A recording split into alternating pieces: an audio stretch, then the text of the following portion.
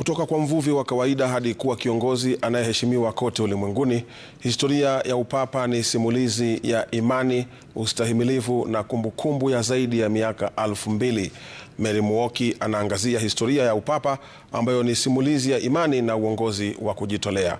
Kuanzia Mtakatifu Petro hadi Papa Francis, tunatazama baadhi ya mapapa waliojijenga katika kanisa Katoliki.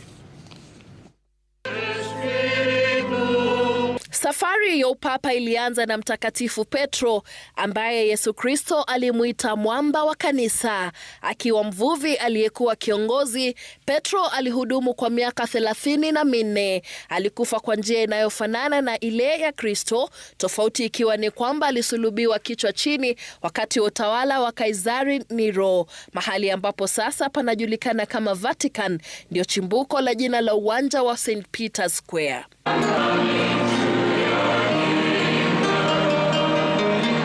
Kutoka wakati wa Petro hadi kwa papa anayetuma ujumbe kwenye mtandao, kumekuwa na mapapa 266 katika kipindi cha karibu miaka 2000. Katika karne ya 20, Papa Pius wa 12 aliongoza kanisa Katoliki kwa miaka 19 kuanzia mwaka 1939 hadi 1958. Vita vya pili vya dunia vilitokea wakati wa uongozi wake, na raia huyo wa Italia alikuwa na mchango mkubwa katika kuongoza kanisa katika nyakati hizo za misukosuko, akihimiza amani. Rekodi ya papa aliyohudumu kwa muda mfupi zaidi inashikiliwa na Papa John Paul wa kwanza, aliyefahamika kama papa mwenye tabasamu. Alitawala kwa siku 33 tu mnamo mwaka 1978 kabla ya kufariki ghafla kutokana na mshtuko wa moyo. Katika nyakati za hivi karibuni, Papa John Paul wa pili alikuwa miongoni mwa mapapa waliotawala kwa muda mrefu zaidi. Alichaguliwa mwaka 1978 na kuhudumu kwa miaka 29. Alijulikana duniani kote kutokana na safari zake nyingi, mvuto wake wa kipekee na ushawishi katika siasa za kimataifa.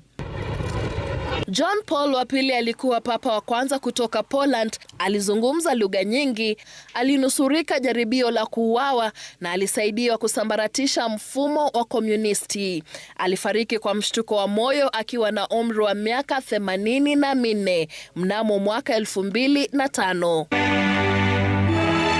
Papa Benedict alichukua nafasi ya John Paul wa pili. Papa Benedict kutoka Ujerumani alichaguliwa mwaka 2005. Hata hivyo, mwaka 2013 aligonga vichwa vya habari kwa kujiuzulu. Papa wa kwanza kufanya hivyo kwa zaidi ya miaka 600, akitaja sababu za kiafya.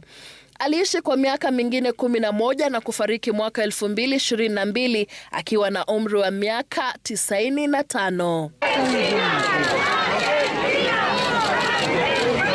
Kufuatia kujiuzulu kwa Papa Benedict, Papa Francis alichaguliwa kuwa papa wa 266 na wa kwanza kutoka Amerika ya Kusini. Mzaliwa wa Argentina, alijulikana kwa maisha ya unyenyekevu na msisitizo wa huruma kwa wote. Papa Francis aliaga dunia siku ya Jumatatu asubuhi akiwa na umri wa miaka 88 baada ya miezi kadhaa ya kuugua. Katika historia, papa ndiye kiongozi wa kanisa Katoliki na askofu wa Roma, akiongoza imani na maadili ya Wakatoliki bilioni 1.4 duniani. Papa ni dira ya maadili, sauti ya haki, huruma na amani kwa wote. Mapapa 266, kila mmoja akiwa na dhamira kuu ya kutumikia na kuwa mchungaji. Kutoka kwa Mtakatifu Petro hadi tabasamu la Papa Francis, upapa unaendelea kuongoza kwa ustahimilivu. Mary Mwoki, Runinga ya Citizen.